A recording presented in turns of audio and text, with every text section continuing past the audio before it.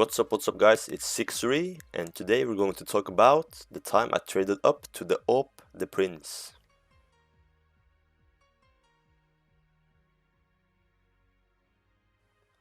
Okay, so this video will contain 3 parts, where the first part is about 2 knives, the second part is about how we got to the AWP The Prince with the trade up itself, and the third part is how we sold it and was it profitable.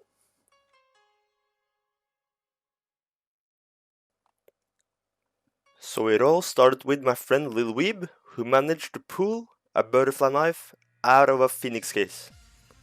It was a butterfly knife, blue steel field tested, which was his first unboxed knife.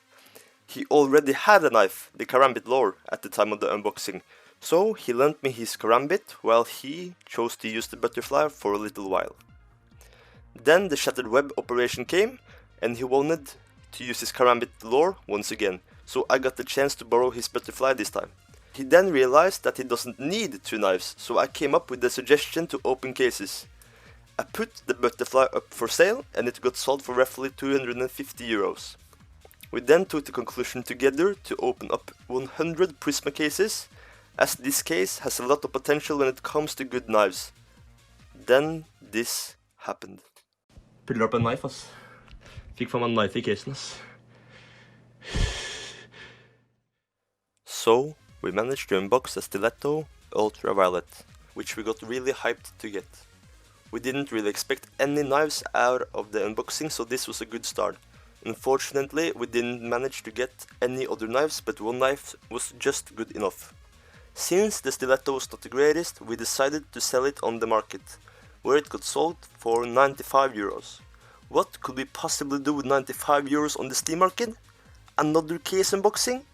No, that was too risky, as we had just gotten a knife and we could only afford around 50 cases. I then realized that we had a new operation, which included 3 new collections. This is where the trade up begins.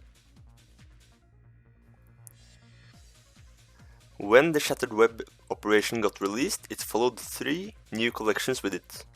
This was the Saint Mark collection, the Canals collection, and the Norse collection. They all had a huge potential, as each collection have a high tier skin.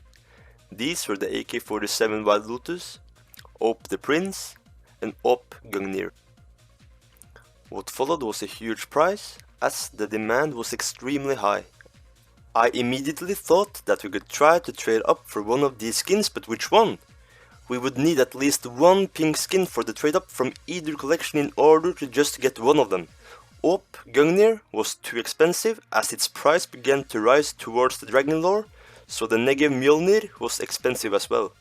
The other 2 on the other hand was cheaper at this moment, as the pink skins were around 30 to 40 euros. We did the math and saw that we could afford 1 Saint Mark pink and 2 Canals pinks for the price of 1 Norse pink. We therefore went with the option with the best possibility, 1 MP9 Wild Lily and 2 Mag 7 Sinkeras.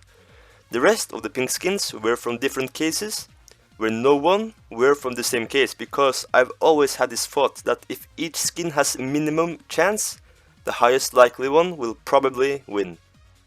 This means that each skin has 5% chance of trading up, except for the AK-47 Wild Lotus, which had 10%, and the AWP The Prince with 20%. I found out in later times that the trade-up contract works differently and got recently changed as well, but this didn't really matter for this trade-up.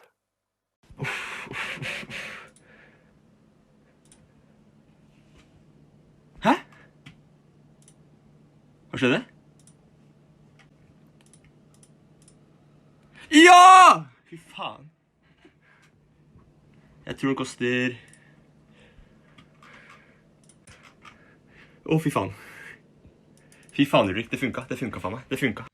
We managed to trade up and get AWP The Prince field tested, which cost 500 euros at the time. As you can see in the video, it lagged and was bugged during the trade up, which was a common problem at this time as well. Of course, we got extremely happy with what we've just gotten, and so far we were far ahead within profit.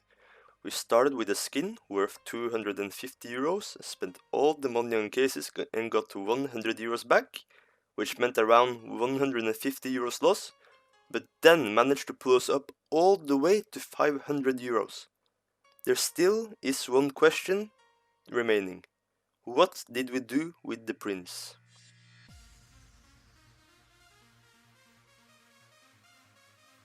So, during this time the new high tier skins began to rise in price due to the demand, where it got so far that the AWP Gungnir even exceeded the AWP Dragon Lore at one point.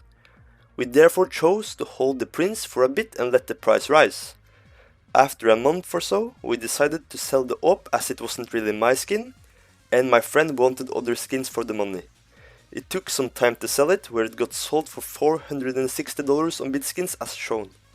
I got an AWP Asimo for my work and was very grateful as well. Then, a month later, the market skyrocketed, and the price of the AWP The Prince had increased by a lot during this month, probably like 20 to 30%. I had gotten my fair share of the prince, but it's still interesting to see what we missed out on. The last 6 months, the prince have been steady around the $1,000 mark, where the Steam market price have been even higher. To summarize, we made a profit of 200 euros, where I got 50 euros for my work, which means both parts clearly profited. On the other hand though, we missed out on a lot of more money, but honestly, we don't feel too bad about it. We both pulled a knife each from a case unboxing and got an AWP The Prince from a trade-up, which is really impressive in itself. Will the price of AWP The Prince keep increasing, or will we see the Canals collection once again during the next operation? Only time will tell. This was the story of how I got AWP The Prince, and thank you for watching.